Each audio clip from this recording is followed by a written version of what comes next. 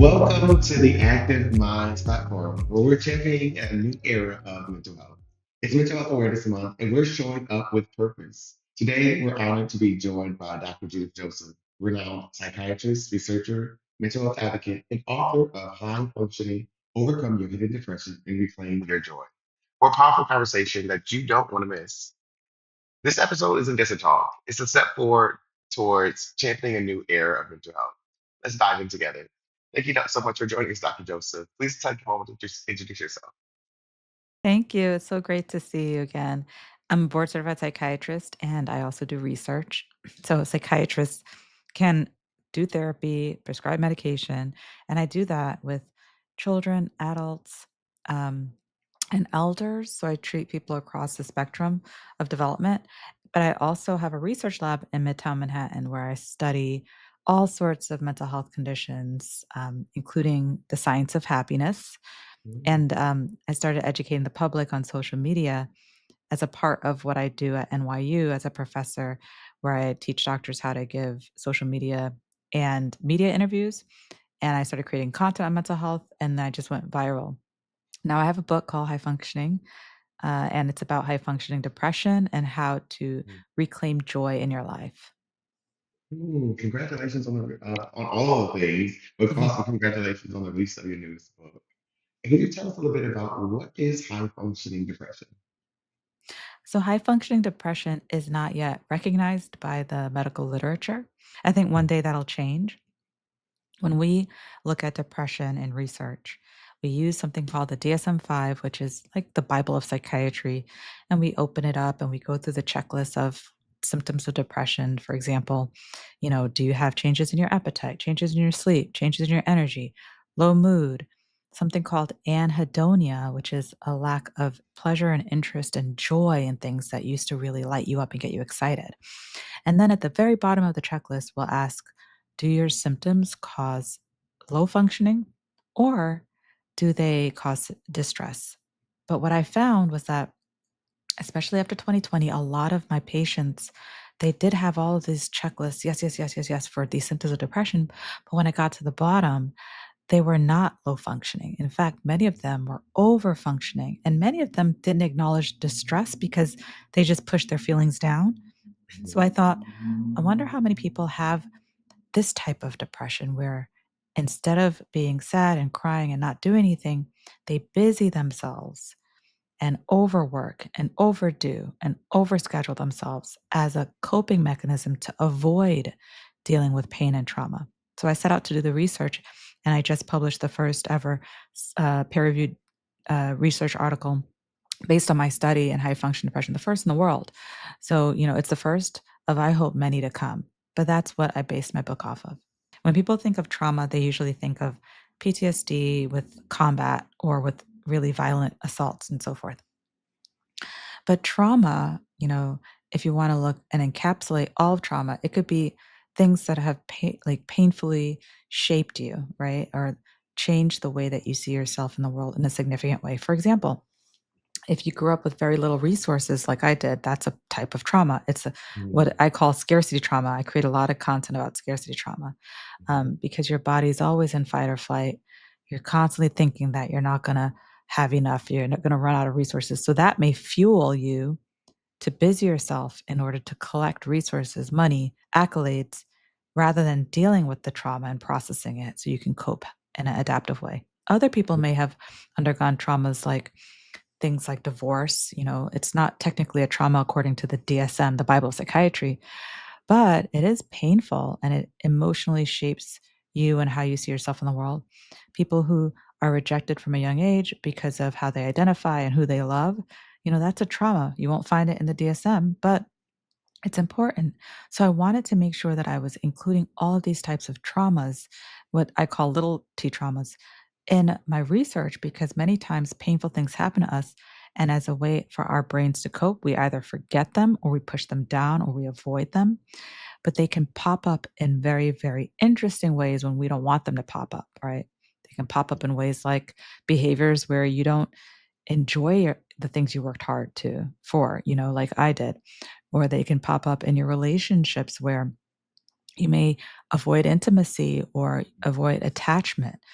So it's important to acknowledge these traumas. And specific to high functioning depression, what I see is people don't acknowledge the trauma or they cope with the trauma by Mm, busying themselves. And it's different than burnout. Burnout is related to your workplace. So, like when you think of burnout, burnout was only recently added to the Bible of psychiatry like 30 years ago. But no one would ever say that burnout didn't exist before that.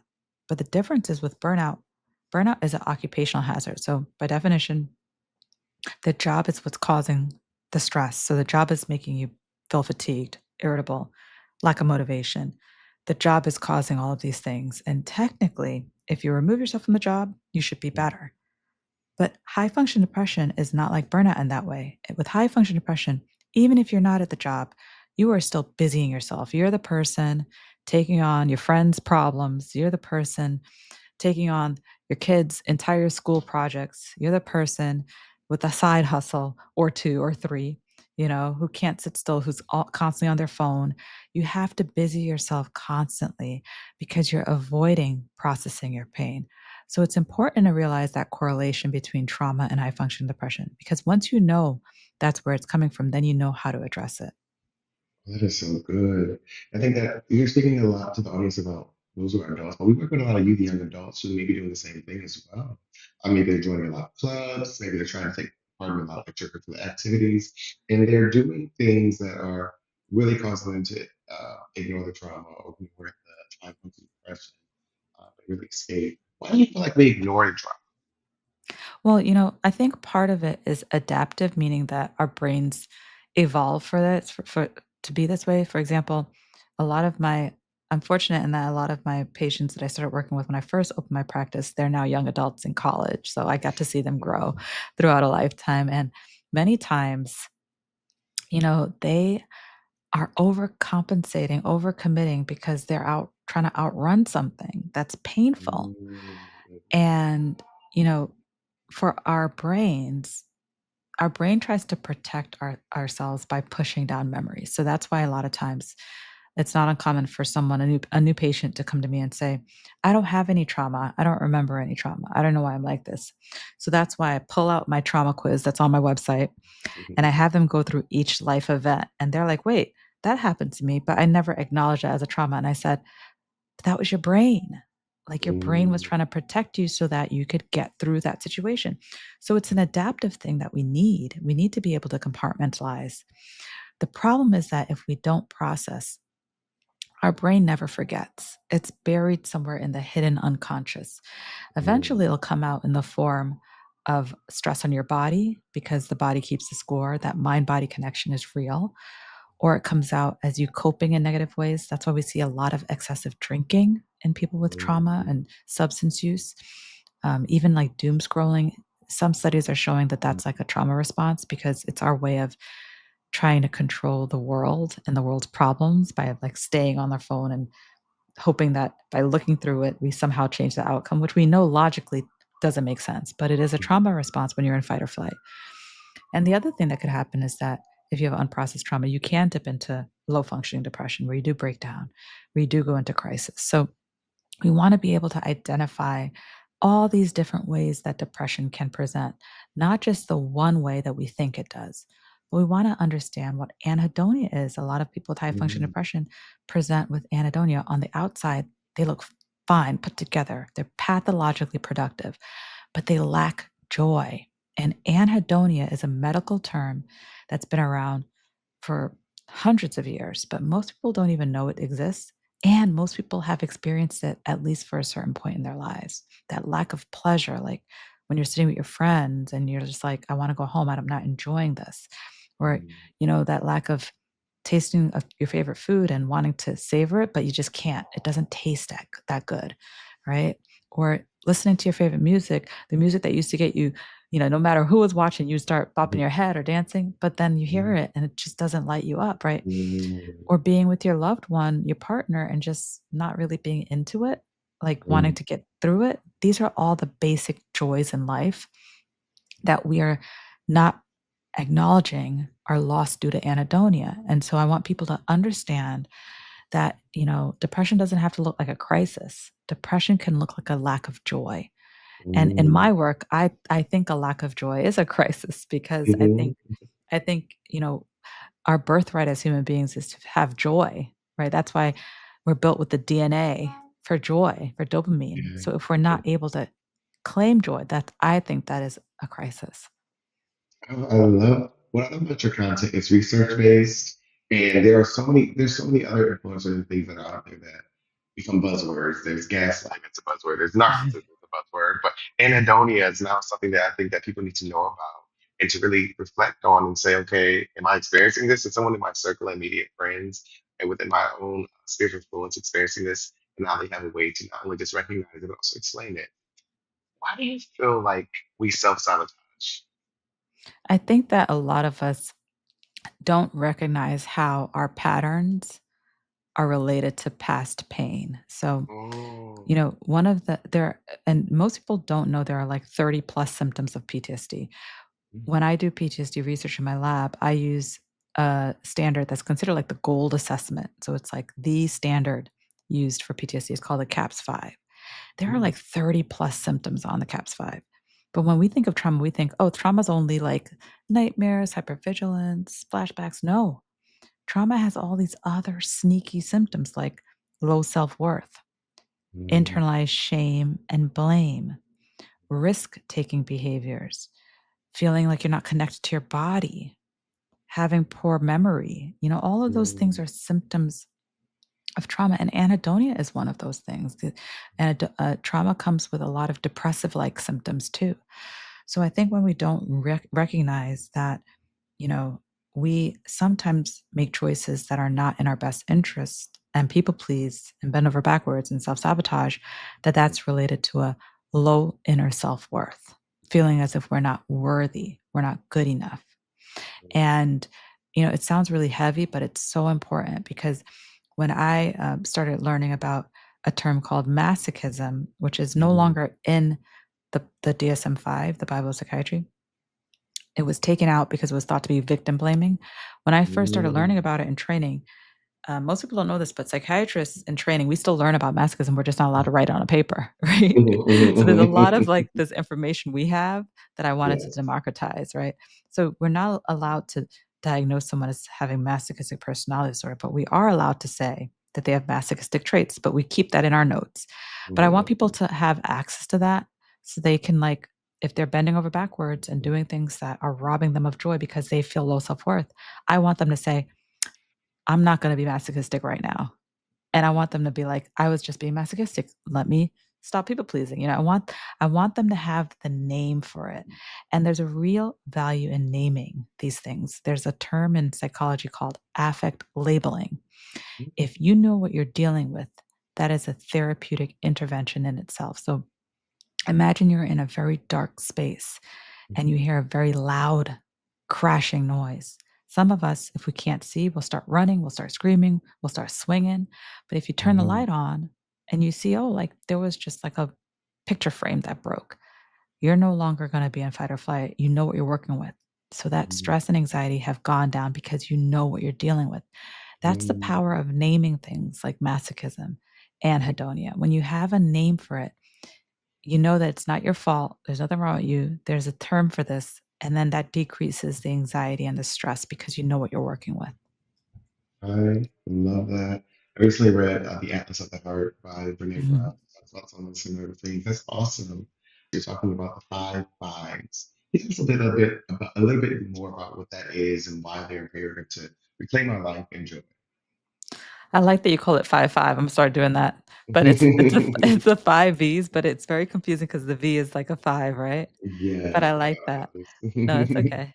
So the 5 Vs, the reason I chose the number 5 is because in human history, humans need to have numbers to work with. Like this. we love to quantify. If we can't quantify, it's not real. We have a hard time with the abstract. And so 5 is one of those numbers that comes up throughout history, right? You mentioned the V as a 5. It Mhm, was in Roman and Latin and all that. So, and I believe that the 5 is often used because most of us have 5 fingers. mhm, And so I wanted people to imagine that when they look at their hand, they tell themselves when they're feeling stuck or down, like joy is my birthright. There is joy built into my DNA when they look at their hand. And all I have to do is choose one of these 5 V's a day to just reclaim my joy, even a point of joy. And the reason I say point is because in my private practice, when people come in, they say, Dr. Judith, I just want to be happy. But in my research practice, we measure happiness using points. So when I ask in my private practice, my patients, well, what does happiness mean to you? They'll say things like, oh, when I graduate from college, or when I pay off my student loan debt, or when I finally have a job, when I finally have a partner. These are all events that happen in the future. And the science shows us that even when those things happen, you're still not happy. But in my research practice, it's all a reframe. It's how do we get points of joy every day? So like I had patients all morning and I just ate my lunch and I really enjoyed it. So that was a point, right? When you eat your food and you enjoy it, that's a point. If you're tired and you get a good rest and you wake up and you feel refreshed, that's a point. So I want people to be able to claim these points and say that joy is an experience. I'm collecting a point of joy that's an experience versus I will be happy when, which is an idea. Happiness is the idea, joy is the experience. Oh, that's So good. using the 5 V's, do 1 or 2 a day, not all 5, to try to claim some points of joy. And it's really important because it's a nice reframe. Because a lot of my clients will say, oh, I've never been able to be happy, or I've been to this therapist and nothing's worked. And I'm like, we need a reframe.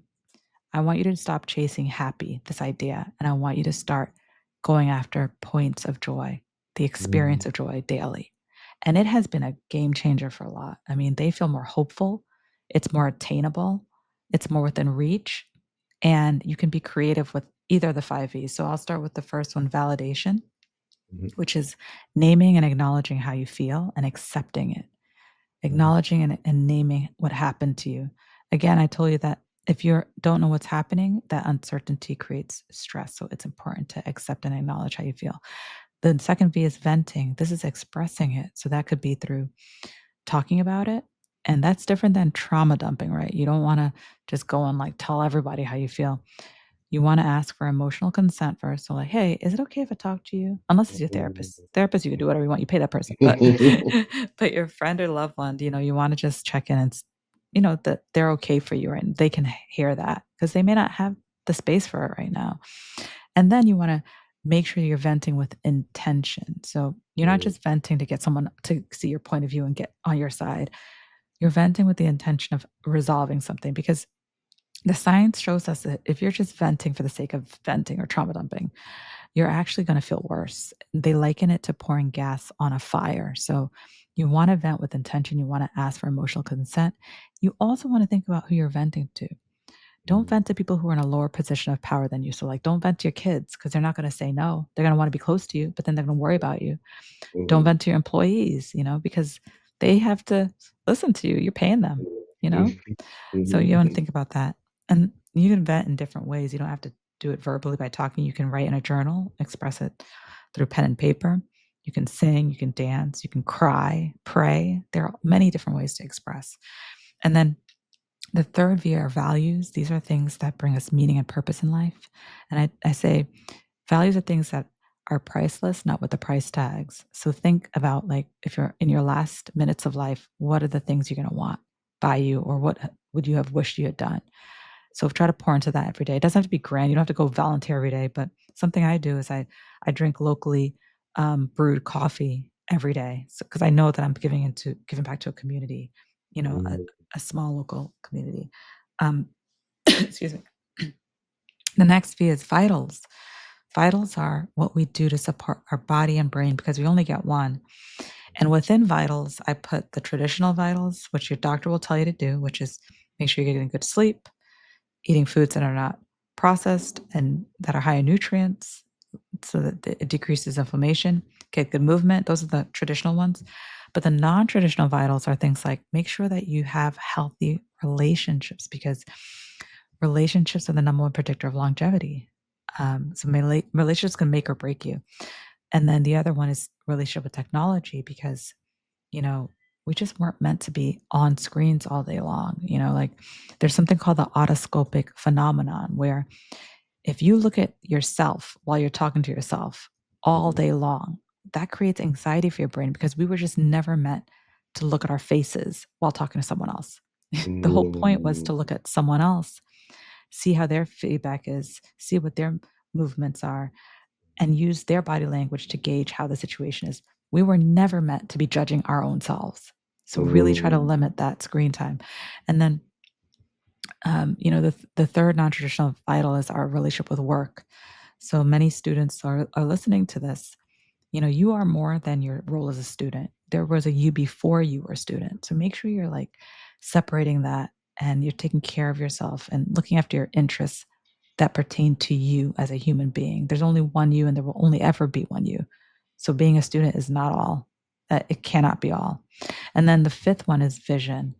How do you plan joy and celebrate your wins so that you don't get stuck in the past, so you keep moving forward? And this could be a small win, like if you take a test, rather than, okay, time for to study for another test, acknowledge it. Like you took a test, it mm, was hard, it's done. Like give yourself a little treat and say, wow, like I did that and it was hard and I didn't have to. I could have procrastinated, I could have not studied, I could have failed it, but I did it. And mm, it took time out of my day and it took effort. Praise yourself. And many of people with high functioning depression is always on to the next, always on to the next. mm. Celebrate your small wins and make sure you plan joy. Many high functioning students, it's all about like, okay, I just got to get this grade, so I get in this grad school, then I get this job, then I get this. Make sure you're planning joy because again, you only have you. You're the only you who will exist. So you have to take care of you and make sure that you are getting joy wherever you can. Don't leave your points of joy on the table. I love that. I absolutely love it. And you're not correct me if I'm wrong. The first V is validation, correct? So why is validation so hard for people with high functioning depression? It's hard because we're taught to push down our pain. Many of us don't self validate. We gaslight ourselves, right? We tell ourselves, Mm, oh, that wasn't so bad. But everyone does that, everyone has to go through that. And so it's a coping mechanism that helps us initially, but over time, you keep pushing down your feelings. I have in my happiness lab, we do demonstrations. We blow up a balloon and we push it under water and then it pops up. You can pretend that it's not there, but it will pop out. It will pop up, you know? So make sure that you're acknowledging these things because something's going to give eventually. that's awesome. So here at Your Minds, we work with youth young adults, of course. In 2023, we did a survey with MTV, and we found out that 70% of youth young adults do not know how to talk to their friends about mental health. And so we understand that there's value in the peer-to-peer approach. And we just want to know, well, as a result of that, we created a program called ASK, which stands for Acknowledge, Support, and Keep in Touch. But we want to know, what do you feel like the benefits of venting are? What do you think the benefits of doing venting to your friends or anyone? Venting is very effective. Excuse me. So, in my happiness lab, how I have that balloon that I blow up. When I have demonstrations, we've taken the happiness lab on the road.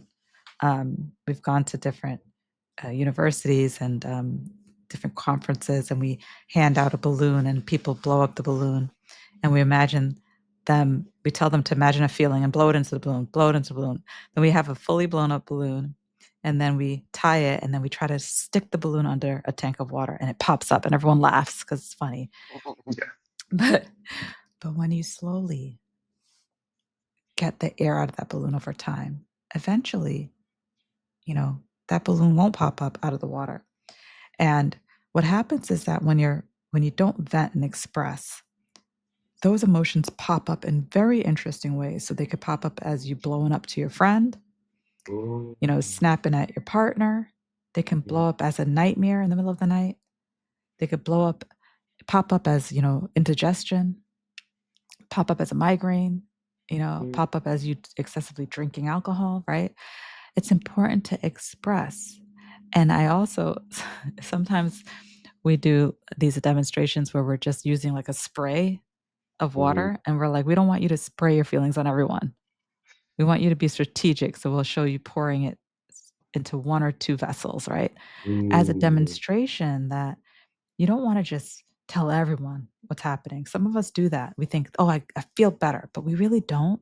We don't Yeah. because what ends up happening is we start to like scrutinize, well, should I have said that? And what did they think about that? And did I tell the right person? You want to pick one or two people, who you really trust, people who, when they need help, they come to you, right? Or what you say to them, you're going to get help or you're going to be able to help them, right? It should feel as if it is empathic. And there are studies that show that empathic venting are very beneficial. They bring people closer together, there's less resentment, and they actually help you come to a resolution. And when you vent with intention, like you're venting to get a resolution on the table versus just trauma dumping, you feel better.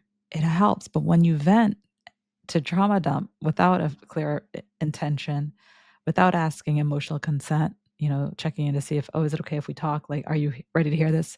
You know, it's actually making the problem worse. It's like pouring gas Mm, onto a flame.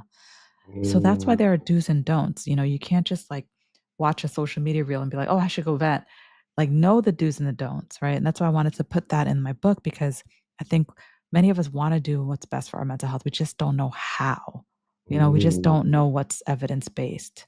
And then we end mm, up feeling stuck and deflated when it didn't work.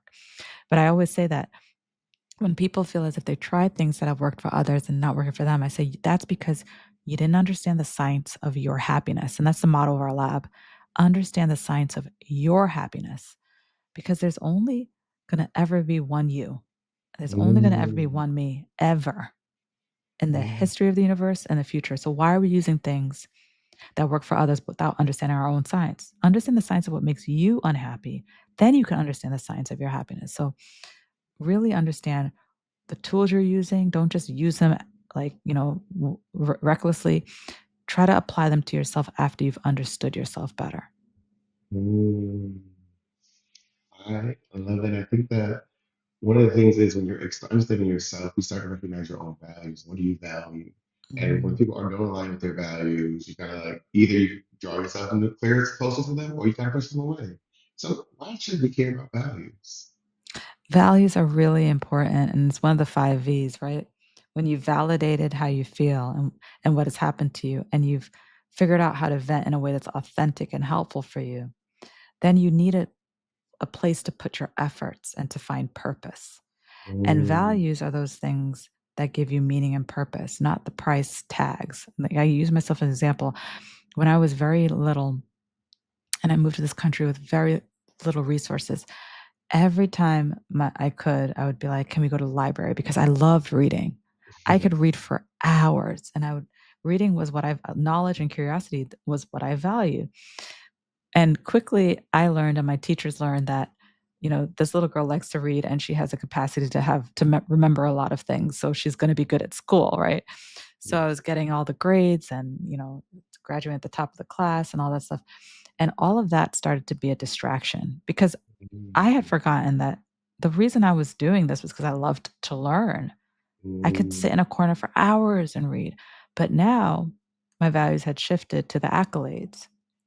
So now I was only reading and devouring this knowledge to get that mm, golden sticker, right? mm, mhm, And over time, I realized that I just stopped. Like, learning wasn't fun. It was just something to do so I could avoid failure. Like, it just shifted. mm, So I remember when in 2020, when I was going through a phase of high functioning depression, I picked up a book. I believe I have it right here. It's Michelle Obama's book Becoming, and I mm, read it. I think I read it in like 2 days. I It was the first time in years I had mm, read for fun, mm. like Yes. just for like delight, not reading to Yes. get ready for podcasts, not reading to get ready for a talk, just out of sheer joy. Yeah. And the book, I just saw myself on the pages because she was very similar in that she had, she loved to learn, but then got put into these situations where she had to, be excellent, and Black excellence was like Yes. what was expected, and hiding your pain behind a mask. And I was like, this is Yes. me. So I loved that book so much. And I said, I'm going to start reading for fun again. And I started reading again for fun. So I think we often forget at what point we lose sight of the things that give us meaning and purpose. And I think for me, the trauma that had made me lose sight of my values was, being like at times one of the poorest kids in the class in these very Mm, prestigious, wealthy institutions, being often the only Black woman in the room, mm, mhm, microaggressions, Mhm. the looks of, "How did you get here?" And I Mhm. think those traumas made me, rather than dealing with those traumas, I was like, "I just have to be excellent. I gotta be perfect." So we all Mhm. have these things that happen to us over time that cause these behaviors that we see in the present, but we don't fully understand it. And if we don't take the time to understand the science of our happiness, then we're just using tools that work for someone else, and it's like we're using them without having instructions. So that's why I think it's important to have a book like mine, High Functioning, where I literally democratize the tools that we use in therapy so that you can try to learn and to figure out how to start healing even before you sit in that therapist chair. Right. Absolutely amazing. I would love to know just what happens when we lack vision? When we lack vision, we get stuck in the past, and we don't celebrate our wins. Many of Mm. us as students, we're so focused on, like, a letter. If you think about it, like, when you're in, like, 95, you're not gonna be like, "Man, I wish I got that A plus in organic chemistry." You're gonna be like, "I wish I saw that sunset." I wish, Yeah. I wish I had the bones that I did in my youth where I could just, like, run through grass, right? Yes. But here Yes. we are with our good bones that could run through grass, and we're sitting at desks, and we're like, focused on these letters. Not to say that Yes. they're not important, right? And I talk about values and where they should stand on your priorities. They're Mhm. important, but 2 things can be true, right? Like, Mhm. yes, grades are important, but also your Yeah. joy is important. So you have to make some space for both. And so I think without being able to plan joy and put it in the calendar, we will get lost. We will Mm. we are no one has to teach us how to, as students, to plan our schedules for classes. No one has to teach us that. But we have to teach ourselves to plan joy. When we were little kids and we were 3 and 4, you give us a box and a spoon and we go at it. Some of us would turn it into a drum, others would turn it into, you know, a toy set or a doll set or a house for our dolls. We no one had to teach us how to have fun. Joy was just Mm. built in, but over time, things happen to us and we forget how to access joy. So we have to actually schedule joy and plan it and celebrate our wins, or else our life will be devoid of joy. Mm. We're coming to our final question. And as I'm looking at the title of your book, High Functioning, Overcoming Your Hidden Depression, Reclaiming Your Joy. One of my favorite quotes pops in my head is that I'm not a human being, but I'm a human becoming. But I'd love to know is how do we go from human doings to human being? Yes, the human doing, right? You're not a human being. You're not a human doing, you're a human being. It's so true. And when I say that quote, people like go, oh, they just let out an audible sigh Mhm. because they're pathologically productive. Mhm. Mhm. And I think, one of the tools in my book, it's called the 5 4 3 2 1 method. It allows people to slow down. So when you're doing this method, like usually I do it with tea. So like I'll have the tea in hand and I'll say like name 5 things that you can see. So I'm like looking at the glass, Mhm. looking at the water, describing it. Name 4 things you can feel. So I feel the glass. It's cold. It's like a cool glass, but the tea is hot. Mm. I feel the jacket that I have on, the soft carpet beneath my feet. 4 things you can hear. So I hear the little fan I have on in my office, and I hear the sound of my fingernails and Mhm. some of the Mhm. swishing of liquid in the glass. Mhm. 2 things I could smell. You smell the tea. I also have some flowers in my office, and then 1 thing you could taste. I'll take a sip. Mhm. When I'm doing that, I'm not thinking about the meeting I have in 2 hours. I'm not Mhm. thinking about something bad that happened to me in 5 years ago. I am so present in drinking Yeah. this tea Mhm. that I am grounded. I'm fully here. Mhm. And, for those of us who are humans doing instead of humans being, practice the 5 4 3 2 1. Maybe just 1 2 minutes a day. Mhm. But it's a great way to ground yourself in the moment, to remind yourself that you are precious, that there's only one you. Take Mhm. care of yourself. Take those moments to eat your meal without looking at a screen. Like, actually Mm. taste it, like, taste the flavors, describe it. Do the 5, 4, 3, 2, 1 where you eat a salad, you know? Because, like, these are the basic joys in life that we're just leaving on the table because we're shoving in the food while looking at a screen and another screen and listening to music, right? Just treat yourself kindly because there is only one you. You only get one body and brain, so take care of yourself. Thank you so much to Dr. Joseph for joining us today. We encourage you to visit activeminds.org to read Dr. Joseph's latest blog post, as well as learn more about her latest book, High Functioning: Overcome Your Hidden Depression and Reclaim Your Joy. Thank you again, Dr. Joseph, for your time. Thank you so much. It was great speaking with you today.